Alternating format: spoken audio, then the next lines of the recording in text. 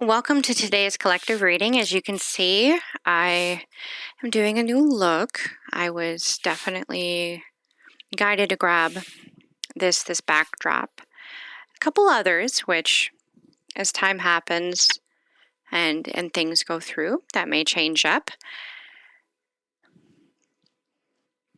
What is really coming through, if you will, is it's been very obvious that there's been very muchly a focus on what is going on around the collective, the people that are watching this, the people that are called to it.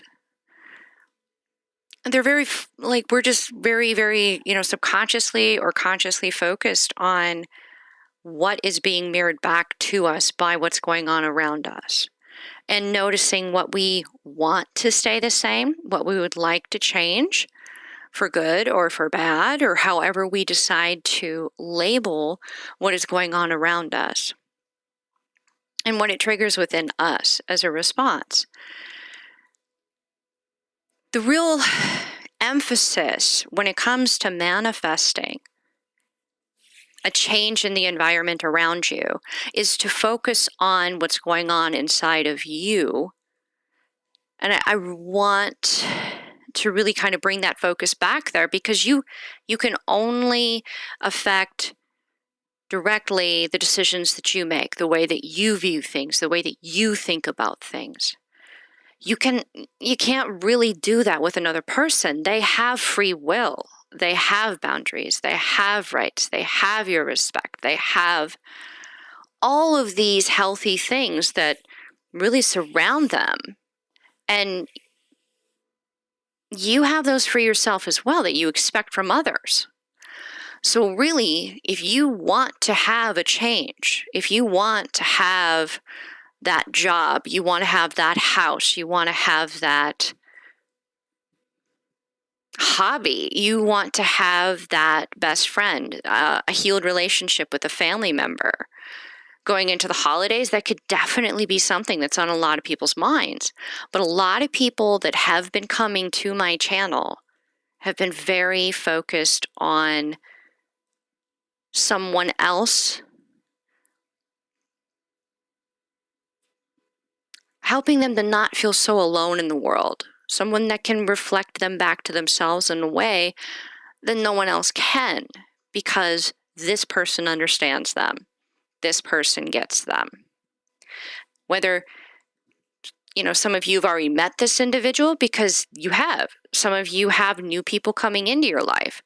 Some of you are in the process of learning some karmic lessons, or someone is showing you a part of yourself that needs healing. That's really what karmic means. And until you master that lesson, you don't get to move on, because you'll find yourself repeating it again and again and again. So a lot of these words really mystify it in their labeling, but it can be very, very grounded. So I am going to do what I can to help refocus this back in a very positive, productive way, to assist you in healing yourself, to create that change, that transformation, that inner alchemy within you, so that the world around you can start reflecting back to you the new you, the you that you are choosing to become. That is definitely something that was very passionate in coming through. And then really an emphasis on how to work with the subconscious, because so much of what we think, we're not even aware we're thinking it. It's a little intimidating, and it's a little scary when you look into some of the research and the statistics on it. It's kind of overwhelming how much of what we think is subconscious. So how do you work with the subconscious? When you are observing a reading, you're opening up your self-conscious. You're self-conscious. You're self-consciously aware of your subconscious when you're watching a reading, when you're listening to a reading.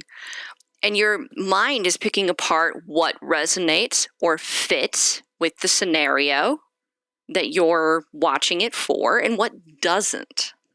what doesn't fit, what doesn't click. And then you have to use your own intuition, your own discernment as to whether or not that particular aspect of the reading was uniquely for you. Because there's a lot of people that will be watching these videos. Even if the moment you come to this reading, only 5 or 10 people have currently viewed it, over the years, that number will expand. And every person who watches this video, I am being guided to say things, to express feelings, to be that spokesperson, if you will, for all of those that want to help you, all of your guides, all of your family members that have gone before you that didn't overcome these lessons themselves. And they're wanting better for you. They're wanting you to overcome, for you to be happier than they were.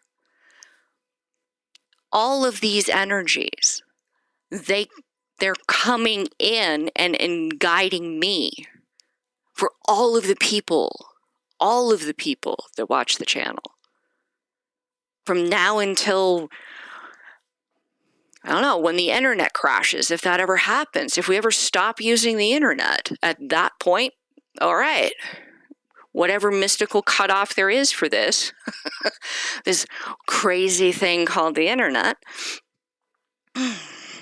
So I'm going to pull some cards for you guys and see what comes through for those that are tuning in. And I'm going to really try to ground the viewers into the reality of it starts with you.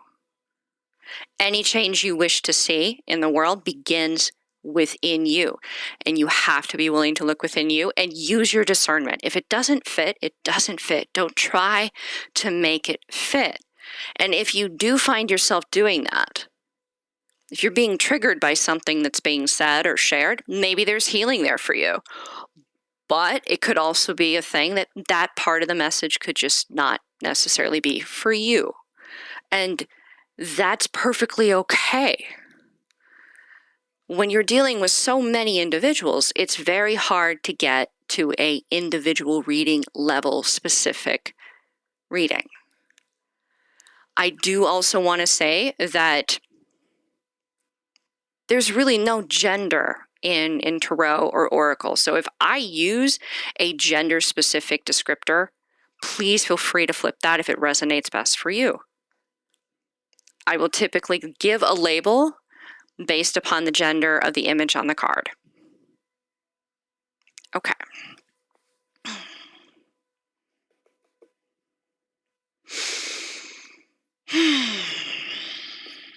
Let's see, what do they want me to grab here?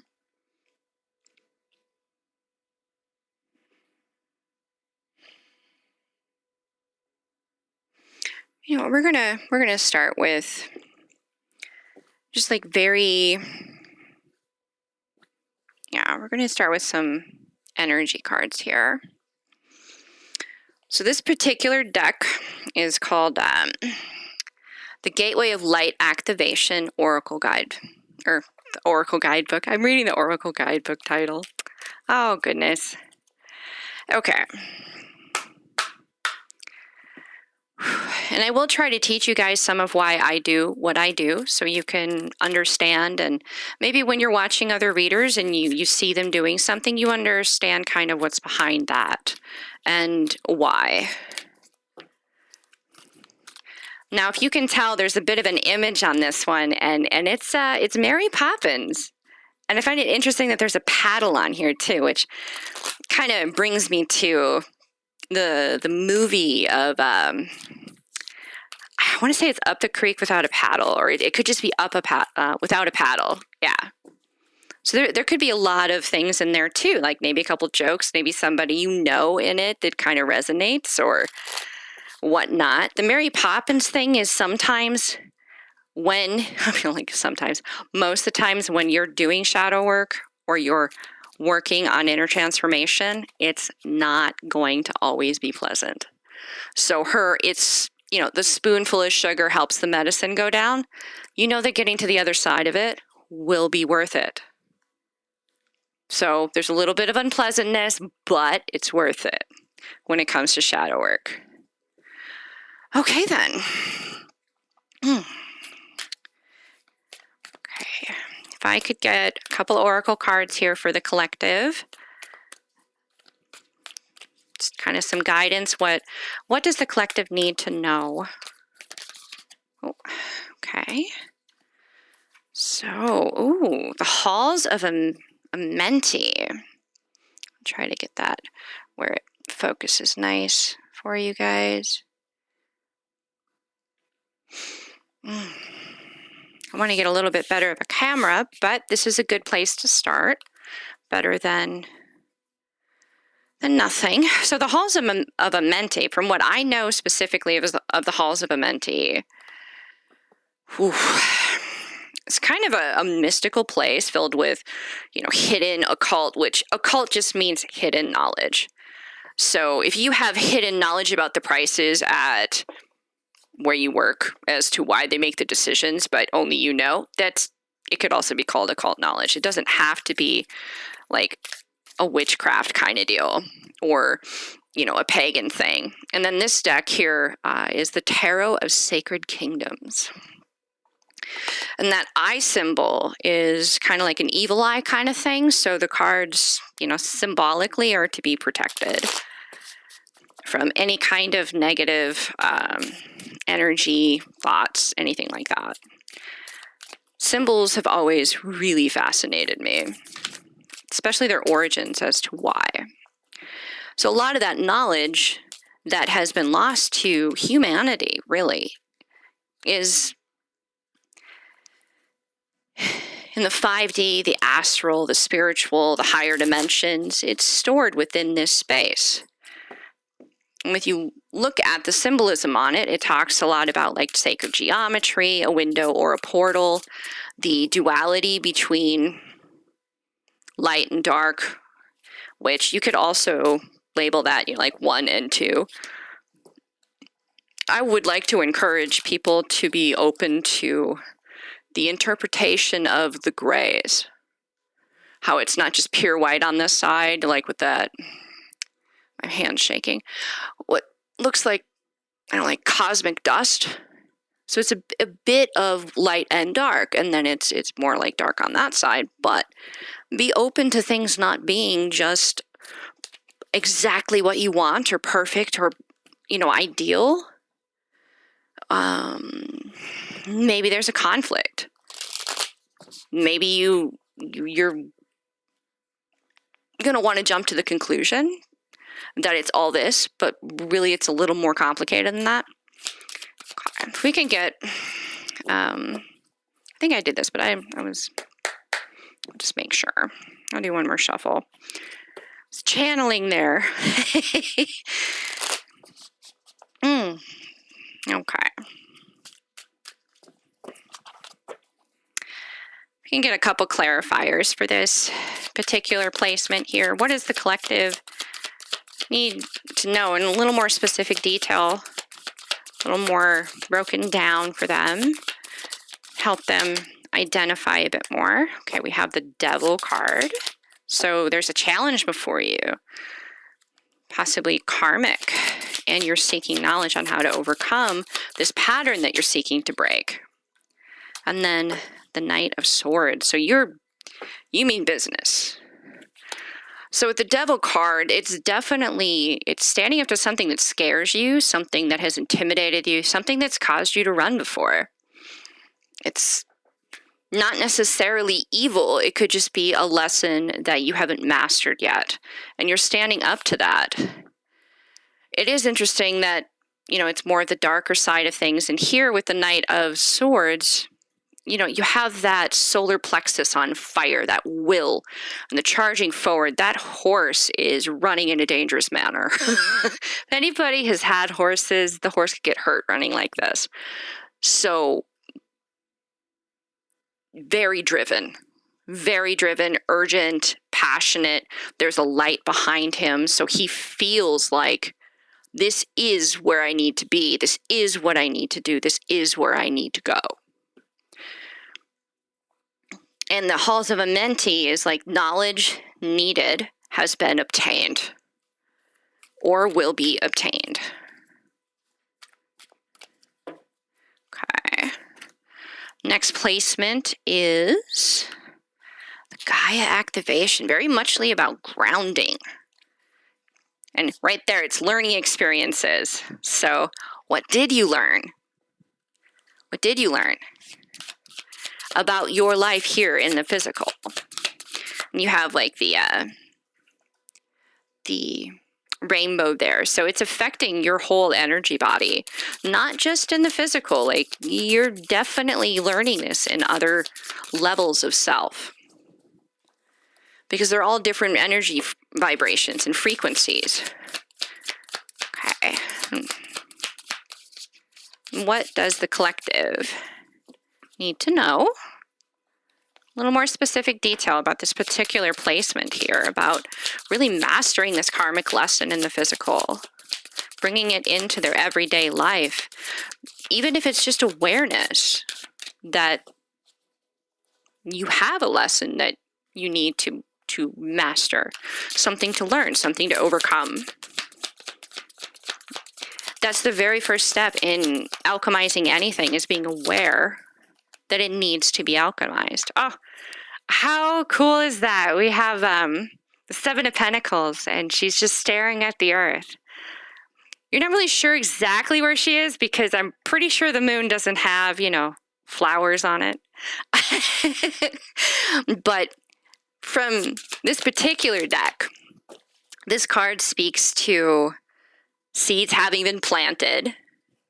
And that's like thoughts, dreams, people that you've helped, people that you love, people that you've given to. And they're coming to fruition if only, like it's harvest time. Like you're ready to inherit the earth. You're ready to live this. You got to look up. You got to be willing to seize it.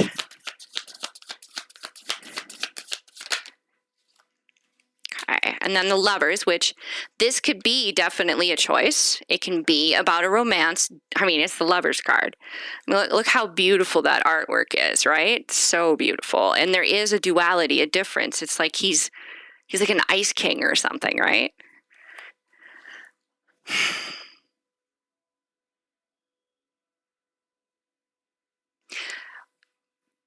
This could definitely be a choice or a decision to overcome, to break this karmic pattern in the physical reality. It's almost like you have known that this is something that's been an issue for you, possibly for a long time, but only now has it fully integrated into all aspects of your being, all layers of the chakra system, of your psychology, of your physical form.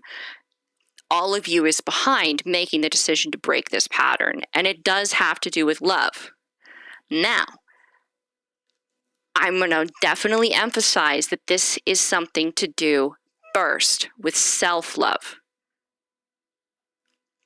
This karmic lesson has to be mastered with how you relate to yourself before you can bring this to another co-creating consciousness, another person, another individual, another project, another creation.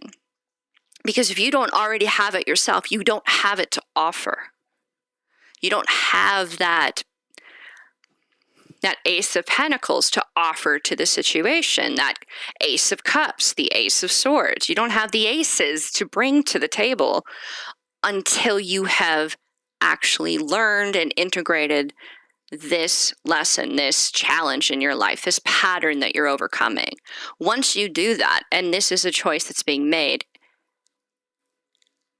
then you can bring that to that relationship. And you can start learning about yourself in a new way. Start learning about, okay, well, what healing needs to be happening here? What do I need to learn here? Because now you're in a new dynamic. What does this look like? What does this act like, right?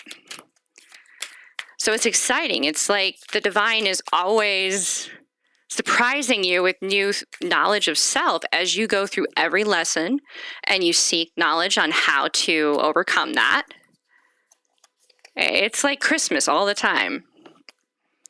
I want to make sure that's going to fit on there. Okay. Okay, can I have 2 clarifiers for the Akashic Stargate, which this card is just beautiful. Just beautiful. So it implies that, whatever you decide to do, you have many options. You have many choices. There's no right choice or wrong choice. There's just choices. Can I get a couple clarifier? Oh, wow, that really just flew out there. Okay. I'm actually going to move this down here. Yeah. Getting used to the new setup. Thank you for bearing with me. Okay, so yeah, the 6 of Cups in the upright.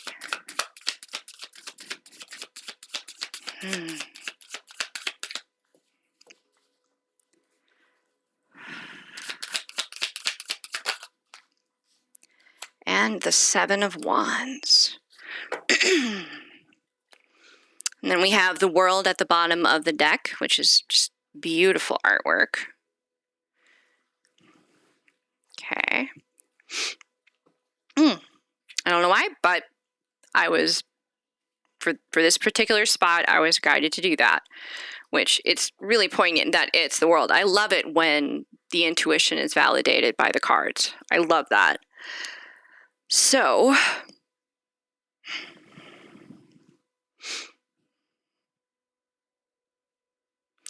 with the 6 of Cups in this particular image, which is a lot of, it's very heavily laden with symbolism. She is reflected in the mirror, but she's not looking at herself. She's starting to turn around, though. And you have that light before her. It's almost like she could have been just in this gloomy, dark space, didn't even know there's a mirror there. She may not know that there's a mirror there. She may not know. You could also interpret this as a picture frame. This is her frame that she operates within. It's also her portal of choice. And she is gaining new knowledge, which came from the halls of Amenti, with the overcoming of the karmic lesson. And it's allowing her to see what she wants in her frame or her mirror more clearly, because she sees herself more clearly. The 7 of Wands is a very, it's pretty intimidating, and it's intimidating for a reason. You look at how he's looking at you through the card, right? It's very, try me, I dare you, right? And that's because this is a very protective energy. This process of your healing through this pattern of yours, of your getting all of you to fully understand and behind making that change. That whole process has been very guarded and protected. Now, that does not mean that it's going to be an experience without drama or pain or suffering, because any kind of a pattern that you have come to the forefront like this in a reading, it's not a simple ouch. It's possibly something from past lives, if you believe in that, which personally, I've seen too much evidence that it's a thing in my own life, but that is my perspective. So I'll speak from that, which is, this is something that you've had to be poked and triggered and prodded. That doesn't mean that any of it was okay. That doesn't mean that there isn't a karmic consequence for anybody in the dynamic, because there is. What it means is that no true irreparable harm would come to you that would prevent you from reaching this moment. you would always have a portal to choose. As long as you wanted a future without this pattern, you would have that, because this energy would, the divine would make sure of that. So I'm going to grab just a couple of summarizing cards here for us.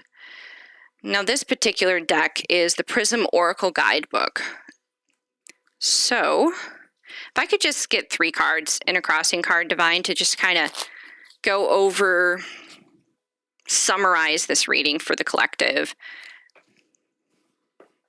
possibly give a bit of a window into the co-creating aspect to the portal that they decide or that they choose. Maybe a little bit of a window into that. I didn't do this. Ooh. Okay, so I tap it 3 times because Trinity. Excuse me. Geometrically, the triangle is also the most sturdy shape, so there's a bit of science behind it too. Wow, okay, all right. So we got rest. Okay, so you've been through a lot, or you're starting to go into this state, so make sure you make time to rest. Okay, so I was explaining the selenite. So I tap it 3 times for the Trinity, the math with the triangle. But selenite is a crystal that cannot hold a negative charge. Like, it is pure positivity. Pure positivity. Very potent, very strong. Which is why you see a lot of people that do visual channels, they'll have a selenite somewhere on their table. Even if you don't see it, more than likely it's there. And it just clears the energy of the deck. So you know that anything comes through is pure. And of Trinity, of, you know, the strongest shape or form. Rest, stop. So rest, stop. Okay.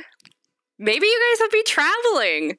Maybe some of this stuff will like kind of really solidify at some moment where you take like a little moment on the journey of life and just pull into that rest stop, get out, stretch your legs a little bit, look at Mother Nature, maybe go to the bathroom, get a drink of water, text somebody. Just take a moment and pause. Take a little break, a little time out. It's been long, it's been not necessarily like, I mean, that looks like it's something that a lot of people would run from. I mean, come on, right? Like it reminds me of the movie of Beowulf, I think. The animated one with, I think Angelina Jolie was supposed to be the model for one of the characters. Yeah. That is a heavily symbolically laden karmic lesson movie. Oh boy. Really just the mythology. Okay. Do we have 2 more for this rest stop advice? I'll give it 1 more round, and if not, then I'm just going to go with that's your advice. Whoop, boop, boop, boop. Okay. Frustration. Stop trying to make something that doesn't fit in that hole fit. That's a circle hole. That's a square. No. It doesn't work. So if it's not working, take a moment, take a break, re-strategize, refresh your mind, let yourself rest a little bit. I know that when I'm tired and frustrated and all of that, and say I'm in pain too, like, you're not bringing your best self to the table. You're not going to think as creatively on your feet. You're just not. You're very distracted by other things going on. So this break will help you solve this frustration because you'll be able to come back to it refreshed.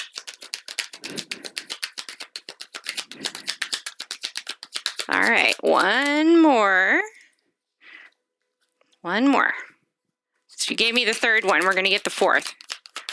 Seems like there's a very specific one. Oop. Okay. disruption. You know what this actually tells me? Because yes, you could interpret this a couple of different ways, but I'm going to go with my intuition, which is telling me, because, I mean, I'm pulling on a lot of energy. They want you guys to know, they being your guardians, your guides, your ancestors, all of these energies that are wanting you to have this triumph, this success, this victory. They stand to only benefit from your victory. And it's not even like a direct benefit. It's just an observer benefit kind of a thing in the 3D.